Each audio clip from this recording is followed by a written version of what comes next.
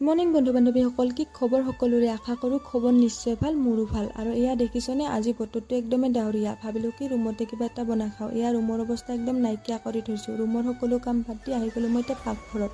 এয়া মই এতিয়া কাটিব লৈছোঁ পিঁয়াজ আৰু নহৰু, আৰু এয়া হৈছে কিনে জহা চাউল, ইফালে হৈছে বিন, গাজৰ, কেপচিকম। আৰু এতিয়া মই পিঁয়াজ নহৰু সানি কিনে এনেকৈ মাংসখিনি অকণমান দান থৈ দিছোঁ। ইপিনে পম্পীবাৰ গাজৰ আৰু বিনখিনি কাটিব দিছোঁ। এয়া পম্পীবাৰ কাটা হৈ গ'ল এতিয়া। আৰু মই এতিয়া খুন্দিব লৈছোঁ আদা আৰু নহৰু, আৰু এয়া হৈছে জহা চাউল ধুই কিনে অকণমান পানী সৰিব দিছোঁ। আৰু এইফালে দিছোঁ মই মাংসখিনি বনাই।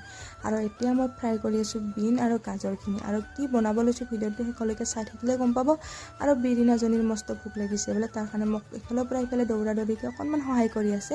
আৰু এয়া হৈ গ'ল আমাৰ ফাইনেলি খানা। ইপিনে বিৰিনাই ভগাই আছে খানা, আৰু মানুহজনীৰ গেছটো অকণমান অস হৈছে, বেছিজনীয়ে তথাপিও কষ্টকৈ ভগাই আছে। ফাইনেলি হৈ গ'ল আমাৰ চিকেন আৰু পোলাও। আৰু দেখাত কেনেকুৱা লাগিছে? খাওঁ খাওঁ লাগিছেনে? আৰু বিৰিনাই খোৱাত লাগিয়ে গৈছে, আৰু লীনাও খোৱাত লাগি গৈছে। মইহে এতিয়া খাব বাকী আছোঁ, আৰু ময়ো এতিয়া খাবৰ কাৰণে এনেকৈ বহি লৈছোঁ। আৰু ভিডিঅ'টো চাই কেনেকুৱা বোলে কমেণ্টত জনাব একদমেই নাপাহৰিব। নেক্সট ভিডিঅ'টোত আকৌ লগ পাইছোঁ। আজিলৈ বাই বাই।